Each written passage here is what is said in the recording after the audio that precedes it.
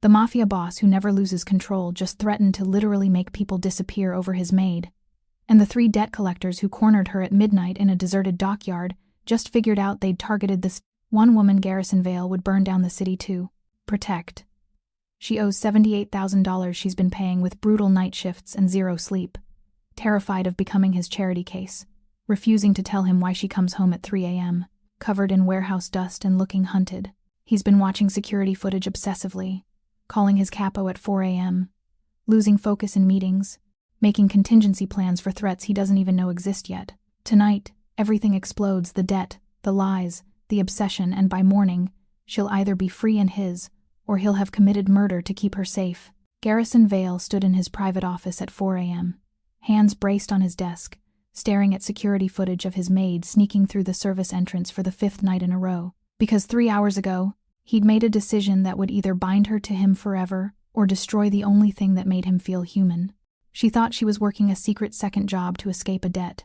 She had no idea he'd already paid every cent, hired men to watch her from the shadows, and was about to confront her with a choice: accept his protection or watch him dismantle the life she'd built trying to survive without him. But this story didn't start in that office. It started in the darkness of the penthouse, when the only sound Garrison could hear was the echo of his own rage. The penthouse was silent. The city below was not. But Garrison Vale didn't hear the traffic tonight, didn't hear the distant sirens or the hum of late-night delivery trucks. He heard only one thing: the ticking of the antique clock on the mantel that told him she was late again. 3:15 a.m. He stood in the dim emergency lighting of his sprawling living room, green dress shirt unbuttoned at the collar, sleeves rolled to reveal forearms marked with ink and old scars, a glass of bourbon sitting untouched on the marble counter. The floor-to-ceiling windows framed the glittering cityscape, but his eyes weren't on the view. They were locked on the staff elevator doors at the far end of the corridor. He shouldn't have cared. He shouldn't have been awake. He shouldn't have been this consumed with rage over someone who worked for him. But Rowan Hayes wasn't just someone. She had a quiet defiance that unraveled him, a way of meeting his eyes like she refused to be owned by anyone, including him. A strength wrapped in exhaustion that made something primal in him roar to protect her. And 2 nights ago, he had caught her in the hallway with Kieran, his capo, his most trusted enforcer. They'd been standing too close. Kieran had leaned in, said something low. Rowan had smiled, tired but genuine. Garrison had watched for 10 seconds. It bothered him for hours. He took a breath, his jaw tightening until it ached. But what he didn't know was that someone was watching. She lived here. She worked here. She was safe because she was under his roof, under his protection. But lately, she wasn't under his roof. Not at the hours she should be. He had been telling himself for weeks that it wasn't jealousy, that it was just concern for staff security. Tonight, he knew he had been lying. The elevator chimed softly. If you've ever been consumed by someone you can't have, if you've ever watched someone destroy themselves and felt powerless to stop it, this story is for you. Hit that subscribe button right now and comment where you're watching from. We're building a family of people who know what it means to protect the ones we love, no matter the cost. Garrison didn't move. He stayed in the shadows between the windows and the hallway, watching as the doors slid open with mechanical precision. She stepped out. Rowan Hayes looked like a woman returning from a life he was never invited to. Her worn jacket was zipped to her chin, dark hair pulled back in a messy ponytail with strands escaping to frame her exhausted face, practical boots scuffed and dirty. Her purple dress, the one that hugged her curves, was hidden beneath the jacket, but he could see the hem peeking out. She carried a small bag clutched tight to her chest, shoulders hunched with fatigue, eyes shadowed with fear and something darker. Her gaze found his in the darkness. She froze completely, her breath visibly catching. "Damn it," she whispered, her voice cracking. He stepped out of the shadows slowly, his tall frame emerging like a predator from cover, his voice deep and lethal. "Is this the time to come home?" Her breath stuttered, her body going rigid. "Why are you standing there like some kind of stalker? You scared me half to death." "I wasn't stalking," he said, his voice dropping dangerously low. "I was waiting." She blinked hard, exhaustion written in every line of her body. "You were waiting for me?" "I asked you a question, Rowan," Garrison replied, ignoring hers entirely, his eyes tracking every micro-expression on her face. "Do you call this an hour to walk into my house?" "My shift ended hours ago," she said defensively, her voice shaking slightly. "I had personal business to handle." He took a slow, deliberate step toward her. She instinctively stepped back until her shoulders hit the cold elevator frame.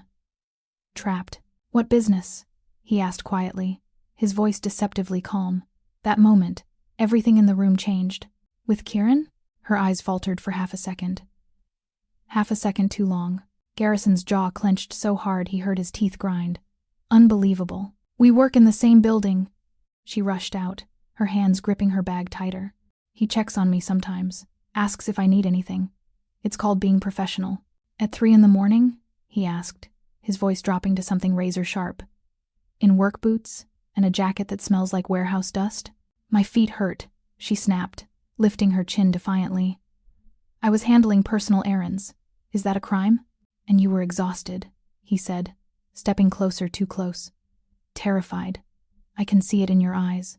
Her breath stilled completely. That's none of your business. Everything under this roof is my business. I'm not under this roof right now, she shot back, her voice cracking. You don't own my nights, Garrison. You sign my paycheck. That's where your authority ends.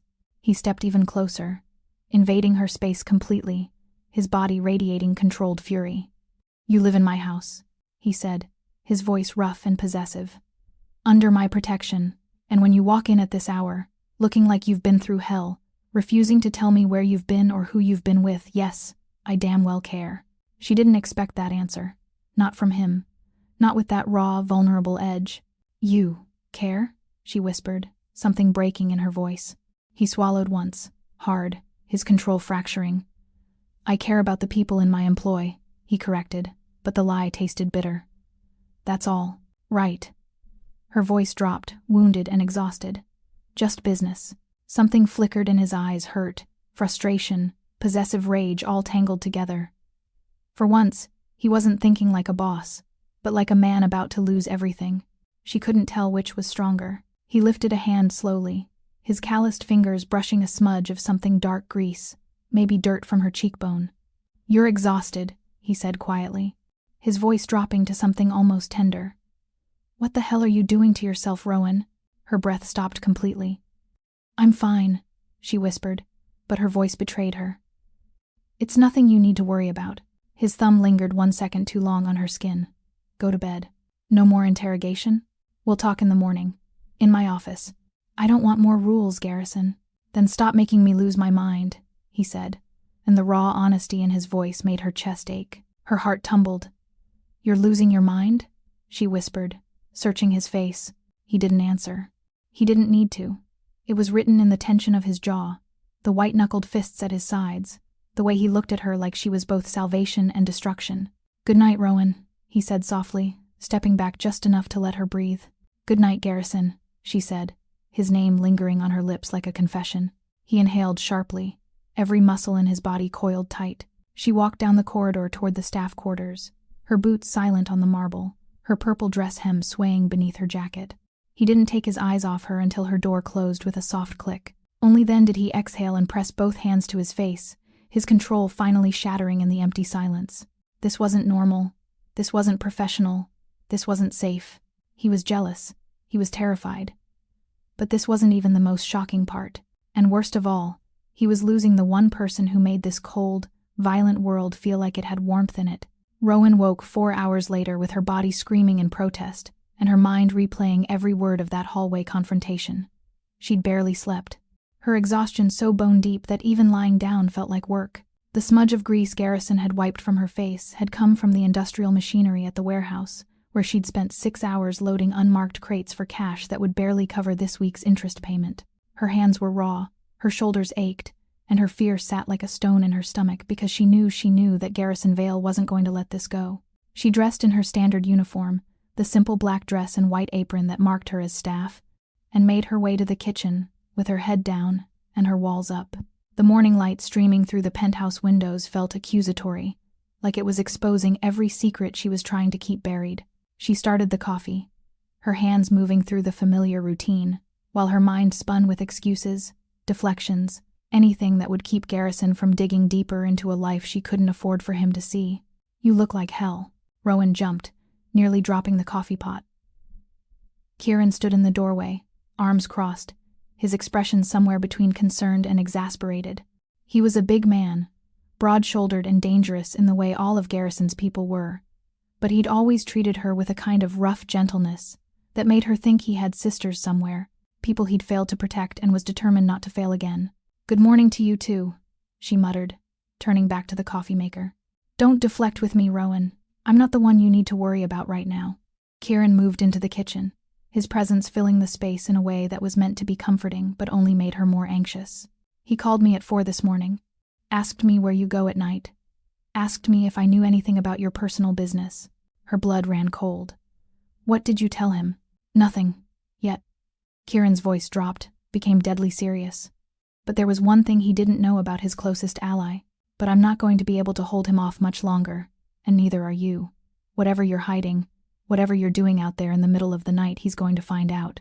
And when he does, it's going to be a hell of a lot worse than if you just told him yourself." "I can't tell him," Rowan said, her voice breaking despite her best efforts. He'll what? Help you?" Kieran's laugh was bitter. "That's what you're afraid of, isn't it? That he'll fix whatever problem you're drowning in and you'll owe him. That you'll be indebted to a man who already has too much control over your life." She didn't answer because he was right, and they both knew it. Kieran sighed, running a hand over his face. "Look, I get it. I understand pride. I understand not wanting to be someone's charity case. But you need to understand something about Garrison." He stepped closer, his voice dropping to something almost gentle. "He's not angry at you, Rowan. He's terrified. Absolutely terrified. And a terrified Garrison Vale is a dangerous thing. He has no reason to be terrified of me. Not of you. For you." Kieran's eyes held hers, steady and unflinching. "He's scared of what he can't control. Scared that something's going to happen to you and he won't be able to stop it. That's why he waited up last night. That's why he's been watching the security feeds. That's why he's about to completely lose his mind if you don't give him something, anything that tells him you're okay." Rowan's throat tightened. "That's not my responsibility. His feelings aren't my problem to manage. Maybe not. But if you think you can keep sneaking around, keep coming home at 3 in the morning looking like you've been through a war, and he's just going to accept that you're delusional." Kieran's expression softened slightly. "He's in a dangerous state right now. The kind of state where he makes decisions that can't be undone. Decisions that protect you whether you want them or not. He doesn't have the right nature. Right doesn't matter to a man like Garrison when it comes to something he cares about. And he cares about you, Rowan. More than he should. More than is smart for either of you." Kieran paused, his voice becoming even more serious. "I've known him for 15 years. I've seen him make calculated decisions that destroyed rival organizations overnight. I've watched him dismantle threats with surgical precision, but I've never seen him like this. Pacing at 3 in the morning, calling me multiple times a night, losing focus in meetings because he's worried about someone. You've gotten under his skin in a way no one else ever has, and that makes you both the most important person in his life and the most dangerous variable he's trying to control." The weight of Kieran's words settled over Rowan like a physical thing. "I never asked for that. No one asks for Garrison Vale's attention. But once you have it, there's no going back." In that moment, the entire balance of power flipped. There's no half measures with him. He's all in or he's nothing. And right now, he's all in on you. Kieran moved toward the door, then paused. "So do yourself a favor and think very carefully about what you're going to say when he calls you into his office today, because he will call you. And if you lie to him again, if you brush him off again, I can't predict what he'll do, but I can tell you it will be permanent, irreversible, and done entirely out of his need to protect you from yourself." Before Rowan could respond, before she could even process the weight of that warning, Kieran turned and walked out, leaving her alone with the coffee and the crushing knowledge that time was running out.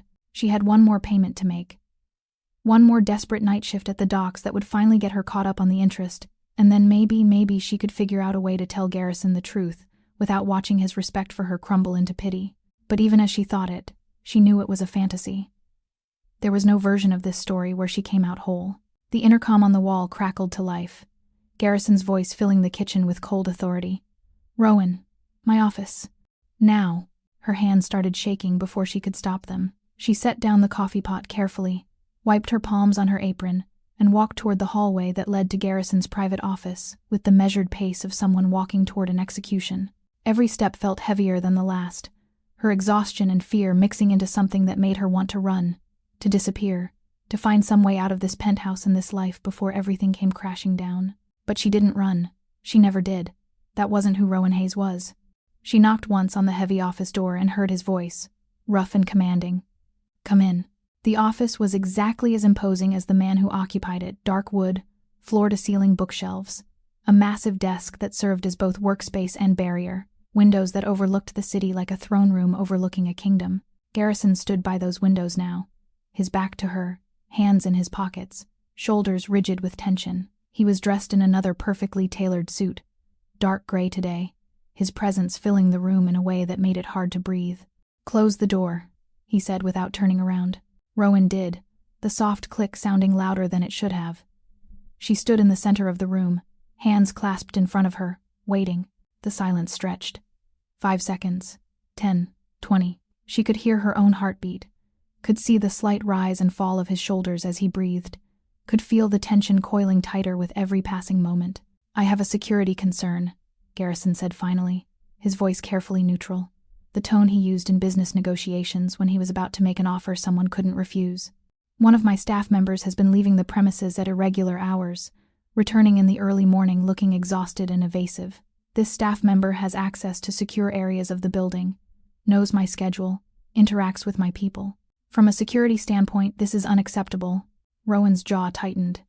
"If you want to fire me, just say it." "I don't want to fire you." He turned slowly, and the look in his eyes made her breath catch. Not anger, but something raw and desperate and completely unguarded. "I want you to tell me the truth. Where have you been going?" "Rowan, it's personal." "That's not an answer. It's the only one I have right now." Garrison moved toward her with deliberate steps, closing the distance until he was close enough that she could see the shadows under his eyes. He couldn't explain why, but danger was closing in. The tension in his jaw, the way his hands kept flexing like he wanted to reach for her, but didn't trust himself to. "You promised we'd talk. You promised you'd explain. That was 12 hours ago and you've given me nothing." "I said I'd explain soon." "How soon? Because from where I'm standing, soon looks a lot like never." His voice dropped, became something almost pleading, vulnerable in a way she'd never heard from him before. "Do you have any idea what it's been like? Watching you leave every night, not knowing if you're safe, if you're in trouble, if someone's hurting you.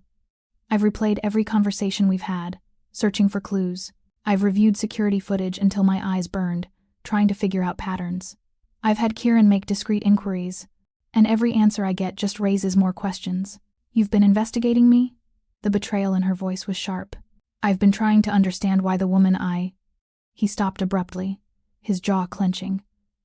"Why someone I care about is destroying herself and won't let me help. No one's hurting me. Then where the hell are you going?"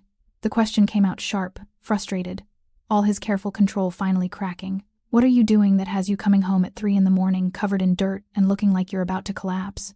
What could possibly be worth this? Worth exhausting yourself? Worth the fear I see in your eyes? Worth lying to me day after day?"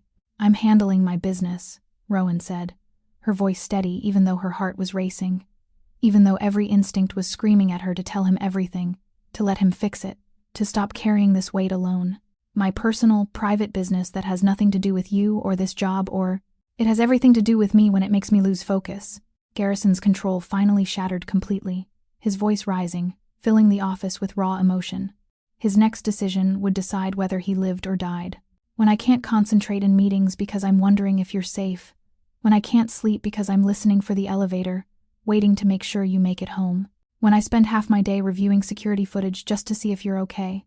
When I've started making contingency plans for threats I don't even know exist yet because the thought of something happening to you while I sit here doing nothing is driving me insane. Yes, Rowan, it has everything to do with me." The confession hung in the air between them, raw and honest, and completely devastating. Rowan stared at him, her defenses crumbling under the weight of his admission. This wasn't the calculated control of a boss concerned about security. This wasn't professional interest or even simple attraction. This was something deeper, more dangerous, more consuming than anything she'd let herself believe. "Garrison," she said softly, her voice barely above a whisper.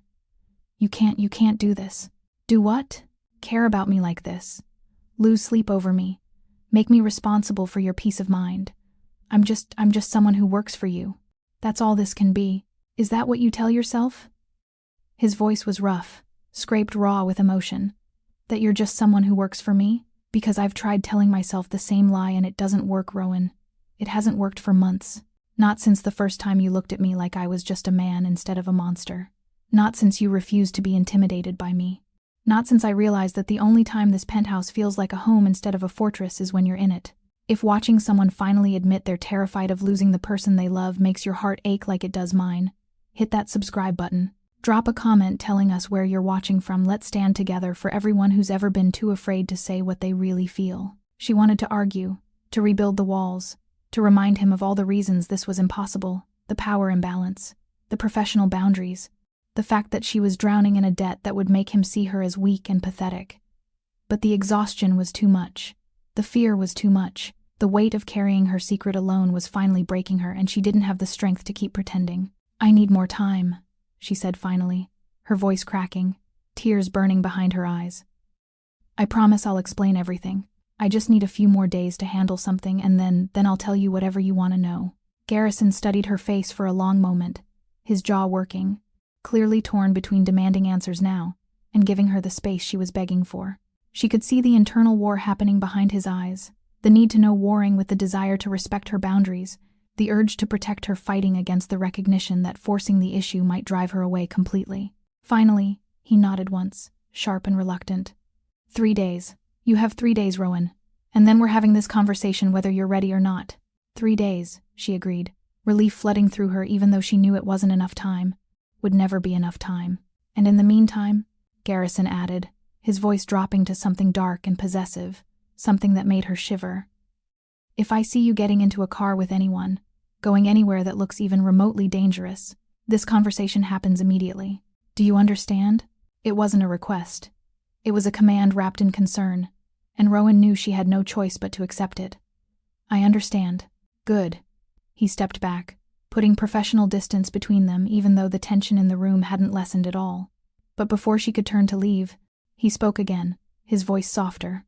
"Rowan, I need you to understand something. Whatever you're dealing with, whatever has you so scared that you'd rather exhaust yourself than ask for help, it won't change how I see you. Nothing could make me think less of you. You're the strongest person I know, and whatever burden you're carrying, you don't have to carry it alone."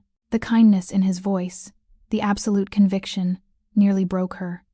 She nodded once, not trusting herself to speak, and turned toward the door.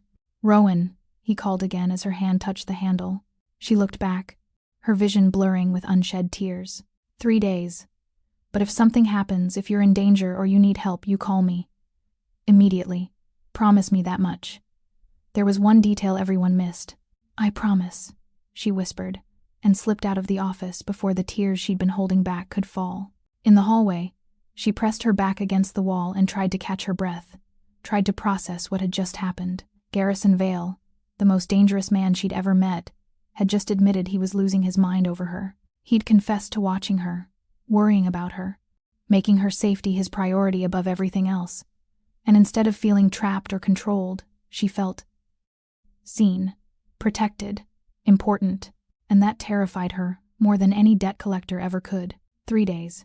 She had 3 days to make one final payment, close out the debt, and figure out how to tell Garrison Vale that she'd been risking her life every night to pay off money she'd inherited from a brother who'd disappeared and a mother who'd chosen addiction over survival. 3 days to find a way to keep her dignity intact while admitting she'd been drowning for months. It wasn't enough time, but it would have to be. Her phone buzzed in her pocket. She pulled it out with shaking hands, already knowing what she'd find. "Tonight, Dockyard, 11 p.m. Final payment or interest doubles. Don't be late." Rowan closed her eyes, guilt crashing over her in waves. She'd just promised Garrison 3 days. She'd looked him in the eye and asked for time, had seen the effort it took for him to grant it, and tonight she was going to break that promise, sneak out again, risk everything again, because the alternative was letting the debt spiral completely out of control. She deleted the message, pocketed her phone, and walked back to the kitchen to finish her shift. Tonight would be the last time. It had to be. After tonight, she'd find a way to tell Garrison the truth and deal with whatever consequences came from that confession. But first, she had to survive one more night in the shadows. The rest of the day passed in a fog of anxiety and exhaustion. He didn't realize this moment would come back to haunt him. Rowan moved through her tasks, mechanically cleaning rooms that were already spotless, organizing spaces that didn't need organization, anything to keep her hands busy and her mind from spinning out completely. Every time she saw Garrison walking through the hallway, standing in the doorway of his office, watching her from across a room, her guilt intensified. He was giving her space, honoring the 3 days he'd promised, but she could feel his eyes on her constantly, could sense the effort it was taking for him not to demand answers right now. She caught him once, standing by the windows in the living room, staring out at the city with an expression of such profound worry that it made her chest ache. He didn't know she was there, didn't realize she could see him, and in that unguarded moment, she saw exactly what Kieran had been talking about. This was a man on the edge, barely holding himself together, consumed by fear for someone he couldn't protect because he didn't know what the threat was. Rowan almost went to him then, almost crossed the room and told him everything, but the shame was too strong, the fear of his pity too overwhelming, so she turned away and went back to work, adding another layer of guilt to the weight she was already carrying. Kieran found her in the laundry room that afternoon, his expression grim. "You're going tonight, aren't you?" She didn't bother lying. "I don't have a choice. There's always a choice. Not when the interest doubles if I don't show. Not when I'm this close to being free of it." She folded a towel with unnecessary force. "One more payment, Kieran. That's all. One more night and I can start paying down the principal instead of just treading water with the interest. And you think he's not going to notice you're gone? After this morning's conversation? After he specifically told you not to go anywhere dangerous?" Kieran's voice was rough with frustration, and something that sounded like genuine fear. He had no idea the night would end in blood. "He's going to lose his mind, Rowan. And when Garrison loses his mind, people get hurt. I'll be back before he realizes I'm gone. That's what you told yourself last night. And the night before. How'd that work out for you?" Kieran stepped closer, lowering his voice. "Listen to me. I've been with Garrison for 15 years. I've seen him do things that would give you nightmares. I've watched him destroy people who crossed him without losing a minute of sleep. But I've also seen him protect the few people he cares about with a ferocity that borders on insane. And right now, you're at the top of that very short list. So when you sneak out tonight, and I know you will understand that you're not just breaking a promise, you're triggering every protective instinct he has. And those instincts? They don't play by rules. They don't care about boundaries or professional distance or what you think is best. They just act. What are you saying?" "I'm saying that when he finds out, and he will find out, there's going to be consequences. Not for you. For whoever's putting you in danger. And those consequences are going to be permanent." Kieran's eyes held hers, steady and serious. "So if there are people involved in whatever you're doing tonight, people who've put you in this position, you might want to consider what happens to them when a man like Garrison Vale decides they're a threat to something he cares about." The implication hung heavy in the air. Rowan's stomach churned. He wouldn't. He would. Without hesitation. Without regret. That's who he is, Rowan. That's what it means to be under his protection. Kieran moved toward the door, then paused one more time. "Just be careful. And for God's sake, answer your phone if I call. Because if Garrison asks me where you are tonight, I'm not covering for you anymore. I can't. Not when I know what he'll do if he thinks you're in real danger." "I understand. I hope you do," Kieran said quietly. "Because what's coming, it's going to change everything. And I don't think you're ready for it." He left her alone with that ominous warning, and the growing certainty that tonight was going to be the night everything fell apart. But she'd made her choice. She had to see this through. By 10:30, Rowan was dressed in her work clothes, dark jeans, a black jacket, boots with good tread, and mentally preparing for what would hopefully be her final run to the dockyard. The job was simple on paper. Pick up a package from a warehouse supervisor, deliver it to a specified location 3 blocks away, collect payment, leave. No names, no questions, cash in hand. It was the kind of work that attracted desperate people and criminals in equal measure, and Rowan had stopped trying to figure out which category she fell into. She waited until she heard Garrison's office door close, heard his footsteps retreat toward his private suite on the opposite end of the penthouse. Then she grabbed her bag, slipped out through the service entrance, and disappeared into the night before guilt could stop her. The dockyard was exactly as grim as she remembered, a maze of shipping containers and rusted machinery, pools of yellow light from scattered sodium lamps, the smell of salt water and diesel fuel heavy in the air. Something didn't add up, and the truth was darker than he expected. The night was cold, the wind coming off the water cutting through her jacket, and every shadow seemed to hold a threat. She found the warehouse she needed, knocked on the side door with the agreed-upon pattern, and waited while her heart hammered against her ribs. The door opened a crack. A man she didn't recognize, scarred face, dead eyes, looked her up and down with an expression that made her skin crawl. He grunted and handed her a small package wrapped in brown paper. Building 7, loading dock 3. Hand it to the guy in the red beanie. He'll give you the money. Rowan took the package, tucked it into her jacket, and started walking. The dockyard was mostly deserted at this hour, which should have been comforting but instead made every shadow feel threatening, every sound of metal on metal like an alarm. She moved quickly, keeping to the lit paths, counting down the buildings until she found number 7. Her instincts were screaming that something was wrong, that this was taking too long, that she needed to get out of here. The loading dock was darker than the others, only one flickering light illuminating the concrete platform. A figure in a red beanie stood near a stack of pallets, smoking a cigarette and checking his phone. Rowan approached carefully, every nerve in her body on high alert. "You the courier?" Red Beanie asked without looking up. "Yeah, you have my payment? Let me see the package first." Rowan hesitated, every instinct screaming danger. But she needed that money, needed it desperately. So she pulled out the brown paper package and held it up, staying just out of arm's reach. Red Beanie took it, examined it briefly, then pulled out an envelope from his jacket. 500, count it if you want. She was reaching for the envelope when she heard footsteps behind her, fast and heavy, multiple sets. One wrong move, and everything would fall apart. Her body went cold, adrenaline spiking through her system, and she spun around just as 3 men emerged from the shadows between containers. They moved with the practiced coordination of predators who'd done this before, cutting off her escape routes with brutal efficiency. Well, one of them said, his smile cruel and knowing. "Look who decided to show up. We've been waiting for you, Rowan." She recognized him immediately. Dawson Venn, one of the primary collectors. One of the men who'd shown up at her mother's house 6 months ago, who'd made the threats that had started all of this, who'd smiled while describing what would happen if the debt wasn't paid. Her mouth went dry, her hands going numb. "I'm making my payment," she said, her voice steadier than she felt, forcing herself to meet his eyes. "That's what I'm here for. Payment." Dawson laughed, and the sound made her skin crawl. Made her want to run despite knowing she'd never make it. "Sweetheart, you're so far behind that tonight's payment doesn't even touch the interest.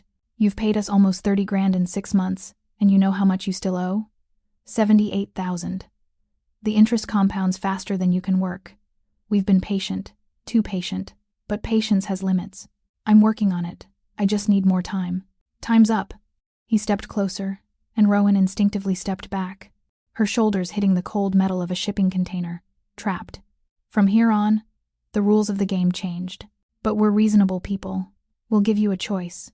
You can either come work for us directly, special courier, personal services, the kind of work that pays real money, or we start collecting what you owe in other ways. Ways that involve that nice penthouse you live in, that wealthy boss of yours. I'm sure he'd be interested to know what his little maid's been up to at night." Terror flooded through her, sharp and paralyzing.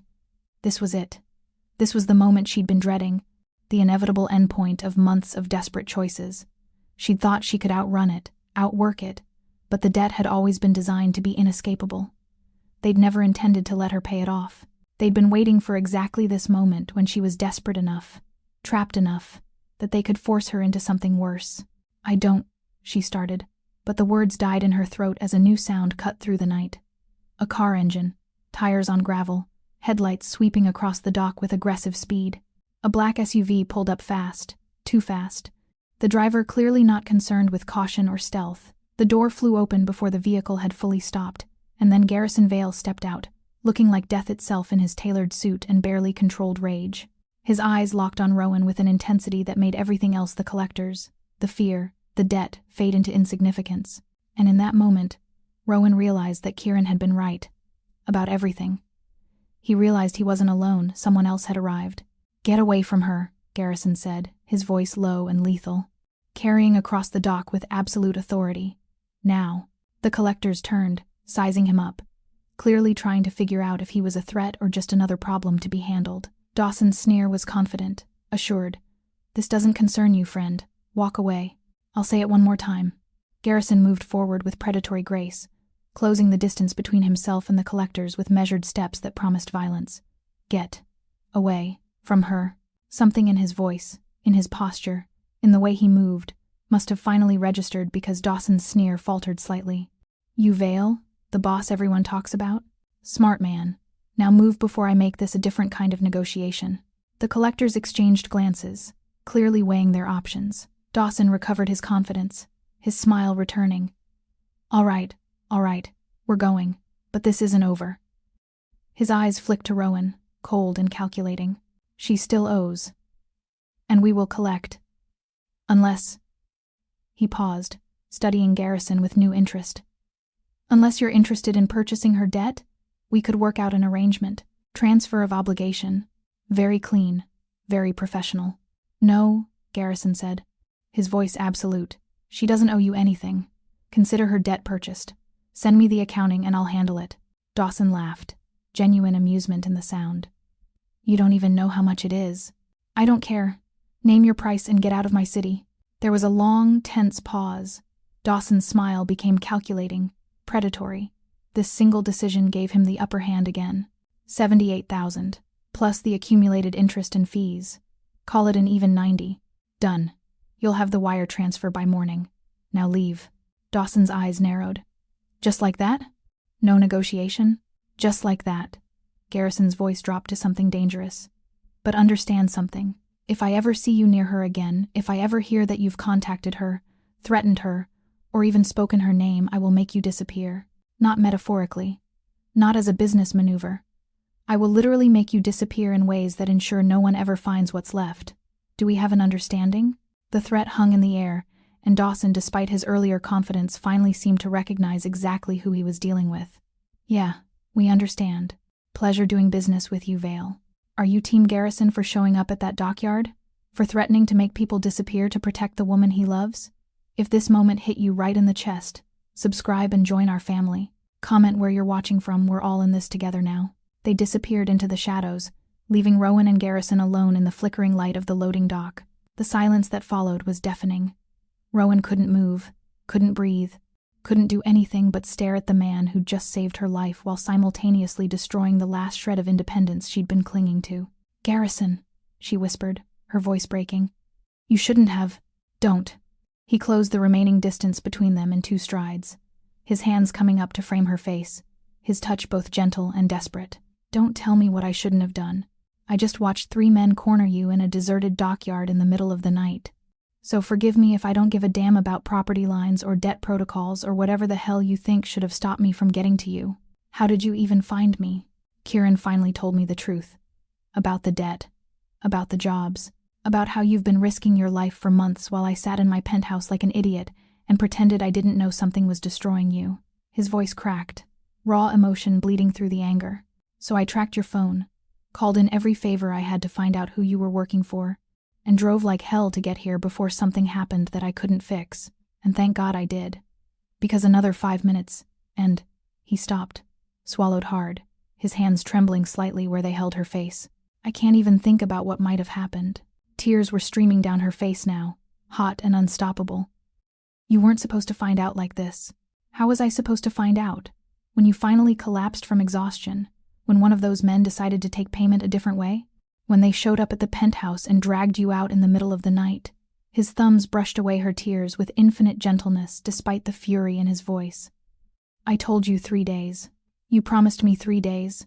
It's been less than 12 hours and you're already back out here, already putting yourself in danger again. I didn't have a choice. You always have a choice. You could have told me. You could have asked for help. Her next words hit him harder than any bullet. You could have trusted that He stopped, swallowed hard, seemed to be fighting some internal battle. That I would have moved heaven and earth to keep you safe. I don't want to be kept, Rowan said, her voice barely above a whisper. I don't want to be saved or protected or treated like I'm something fragile that needs guarding. I'm trying to handle my own problems, Garrison. Trying to maintain some shred of dignity while my entire life falls apart. Dignity. The word came out bitter, almost angry. You think there's dignity in working yourself to death? In facing down criminals alone? In refusing help because you're too proud to admit you need it? He leaned closer, his forehead nearly touching hers. That's not dignity, Rowan. That's martyrdom. And I won't watch you martyr yourself for a debt that was never yours to begin with. It was my family. Your family failed you. They left you holding the consequences of their choices and disappeared. That's not a debt of honor. That's abandonment. His voice softened, became almost pleading. Please, please, let me help you. Let me fix this. She wanted to refuse. wanted to maintain her walls, her independence, the illusion that she could handle this alone.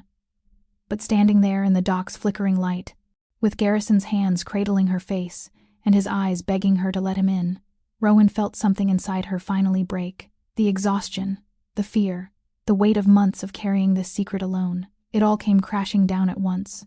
"I'm so tired," she whispered, her voice shattering completely. "I'm so tired of being scared, of counting every dollar, of knowing that no matter how hard I work, it's never enough. I can't keep doing this, Garrison, I can't." "Then don't." He pulled her against his chest, wrapping his arms around her with fierce protectiveness. "Don't do this alone anymore. Let me carry this with you. Let me end it. If you pay it off, I'll owe you. I'll be indebted to you." "No. If I pay it off, you'll be free. There's no debt between us, Rowan." He wasn't just fighting for himself, he was fighting for family. There never could be. "Because what I feel for you—" He stopped, pulled back just enough to look into her eyes. "What I feel for you has nothing to do with obligation or payment, or anything that could be measured in dollars." Her heart was hammering so hard she thought it might break through her ribs. "What do you feel?" "Terrified," he said, the honesty brutal and raw. "I feel terrified every time you leave this building. Terrified that something will happen and I won't be there. Terrified that I'll lose you before I even really have you. And possessive, God. So possessive it's probably unhealthy. I want to know where you are every moment. Want to make sure you're safe, that no one can touch you or hurt you or make you feel like you have to face the world alone. I know.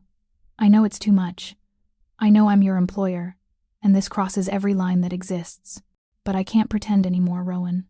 I can't watch you destroy yourself and act like it doesn't tear me apart. So yes, I'm going to pay off your debt. Yes, I'm going to make those men disappear from your life. And yes, I'm going to do everything in my power to make sure you never have to sneak around or risk your safety or exhaust yourself just to survive." "Why?" The question came out broken. "Why would you do all that for me?" Garrison's expression softened, became something achingly tender. This choice would define the rest of his life. "Because I'm falling for you. Because you make me feel like there's something worth protecting in this world. Because the thought of you in danger makes me want to burn down everything until you're safe." He brushed a strand of hair from her face. "And because I hope you might feel something for me too." Rowan couldn't speak, couldn't form words, could only stare at this man who'd terrified her and protected her and made her feel more than she'd felt in years. Every rational part of her brain was screaming warnings about power dynamics and professional boundaries, and the danger of letting someone like Garrison Vale into her heart. But the rest of her, the exhausted, terrified, desperately lonely, rest of her wanted nothing more than to stop fighting and let herself fall. "I do," she whispered finally. "Feel something for you. I have for months. But I was so scared of what it meant, of what would happen if I admitted it. And now I'm still scared. But I'm also too tired to keep pretending. Too tired to keep running." She took a shaky breath. "So if you're serious, if you really want to do this, then yes. Help me end this debt. And then maybe we can figure out what we are to each other." Relief flooded Garrison's face, so profound it was almost painful to watch. "I'm serious. I've never been more serious about anything." "Okay." She nodded, tears still streaming down her face. "Okay." He pulled her close again, his hand cradling the back of her head, his heart beating strong and steady beneath her ear. They stood like that for a long moment, two people who'd been fighting separate wars finally finding refuge in each other. The dockyard around them was still dangerous, still shadowy, but in that moment, wrapped in Garrison's arms, Rowan felt safer than she had in months. Finally, Garrison pulled back, his hands moving to her shoulders. "We're going home, and tomorrow, I'm going to handle this debt situation permanently. But tonight you're going to sleep. Really sleep. No sneaking out. No late-night jobs. Just rest." "I can do that," she said, managing a small, watery smile. "Good." He kept one arm around her as he guided her toward the SUV, his body positioned between her and the shadows like a shield. "And Rowan, from now on if you need something, anything, you come to me first. No more handling things alone. We're in this together now. Together." The word settled into her chest, warm and terrifying and full of promise. She nodded, letting him help her into the car. And as they drove away from the dockyard and back toward the penthouse, Rowan felt the first real spark of hope she'd experienced in months. Maybe she didn't have to be alone anymore. Maybe she didn't have to carry everything herself. Maybe, just maybe, letting someone in didn't mean losing herself. It meant finding something she'd been missing all along. The penthouse felt different when they returned, but he had no idea a bigger force was controlling everything. Or maybe Rowan felt different. She wasn't sneaking in through the service entrance, wasn't hiding or covering her tracks. She was walking through the front door with Garrison's hand at the small of her back, his presence both protective and possessive in a way that should have made her uncomfortable but instead made her feel grounded, secure. "Sit," Garrison said, gesturing to the couch in the living room. "I'll make tea." "You don't have to. Sit, Rowan." She sat, too exhausted to argue, and watched as Garrison moved through the kitchen with surprising competence, pulling out mugs and tea bags, heating water, moving with the kind of focused efficiency that spoke to someone used to taking care of details. He returned a few minutes later with 2 steaming mugs, handing her one before settling beside her on the couch, close enough that their knees touched. "Tell me everything," he said quietly. "The whole story. How did this debt start?" Rowan wrapped her hands around the mug, letting the warmth seep into her frozen fingers. And then, for the first time, she told someone the full truth about her brother Tommy, who'd gotten involved in underground gambling and lost spectacularly, about her mother who'd been too weak from years of addiction to stand up to the collectors when they came, about the choice Rowan had made to take on the debt herself, to sign papers that transferred the responsibility to her name in exchange for leaving her family alone. "They said it was 40,000, she whispered, staring into her tea. "That's what Tommy owed. But by the time they added interest and fees and all these other charges, it was over 70. And the interest, God. The interest was designed to trap me. 20% compounding monthly. I've paid them almost 30,000 in the last 6 months and barely made a dent in the principal." Garrison's jaw was so tight she could see the muscle jumping. Predatory lending. They were never going to let you pay it off. They were going to bleed you dry and then force you into other kinds of work. "I know. I figured that out too late." She took a shaky sip of tea. "Tonight was supposed to be different. I thought if I could just make this one payment, I'd finally start to get ahead. But they were waiting for me. They had a whole speech prepared about special services and alternative payment arrangements, and I knew what they meant." "Jesus Christ, Rowan." Garrison set his mug down with careful control, like he was fighting the urge to throw it. "You were walking into a trap and you went alone. No backup, no protection, nothing. I didn't have a choice. You had me. You've always had me. You just refused to see it." He turned to face her fully, his eyes intense. "Tomorrow morning, I'm calling in every connection I have. The debt will disappear, the collectors will disappear, and you will never have to think about this again. Just like that, just like that." His expression softened. "I know you hate the idea of owing me. I know this goes against everything you believe about independence and handling your own problems. But Rowan, there's a difference between accepting help and losing yourself. Let me do this. Let me give you this." She wanted to argue, wanted to maintain some semblance of pride, but the exhaustion was too much, the relief too overwhelming. "I don't know how to repay you." "You don't." He reached out, his hand covering hers on the mug. "There's no debt, there's no obligation, there's just us, figuring out what this is and where it's going." "What is this?" she asked softly. "What are we?" Garrison was quiet for a moment, his thumb tracing patterns on the back of her hand. "I don't have a name for it yet. All I know is that I want you here, in this penthouse, in my life, not as staff, not as someone who works for me, but as—" he paused, seeming to search for words.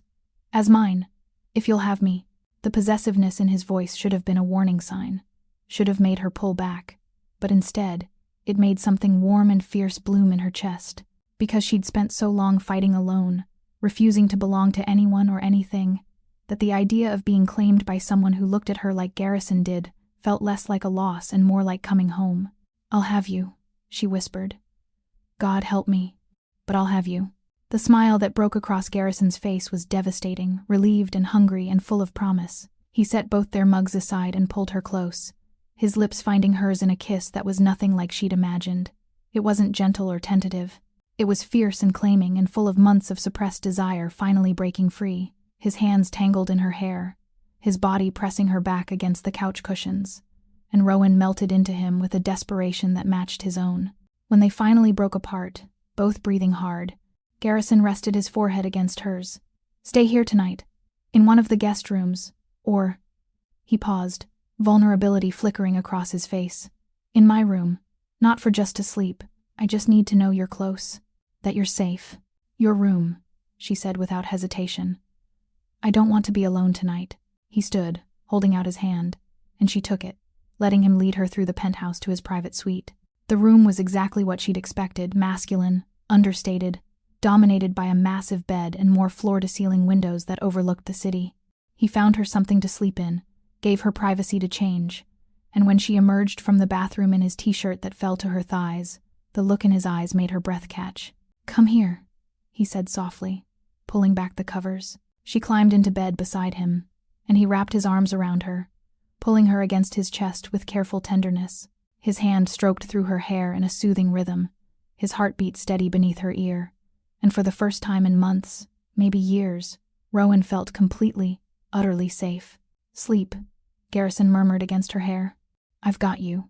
And she did. She fell asleep in his arms with the knowledge that everything had changed, that her life would never be the same, and that somehow, despite everything, she'd found exactly what she'd been missing. Tomorrow would bring its own complications. Tomorrow, Garrison would make calls and dismantle her debt and permanently alter the power dynamics between them. Tomorrow, they'd have to figure out what it meant to be together when their relationship had started with such an imbalance. But tonight, wrapped in his arms and safe in his bed, Rowan let herself simply exist in the moment, let herself be protected, let herself finally rest. And in the darkness of the penthouse, with the city lights glittering beyond the windows, Garrison kept his vigil.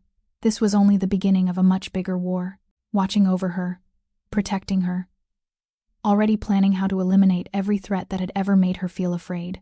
Because Rowan Hayes was his now, and Garrison Vale protected what was his with ruthless, absolute efficiency. No one would ever make her feel hunted again.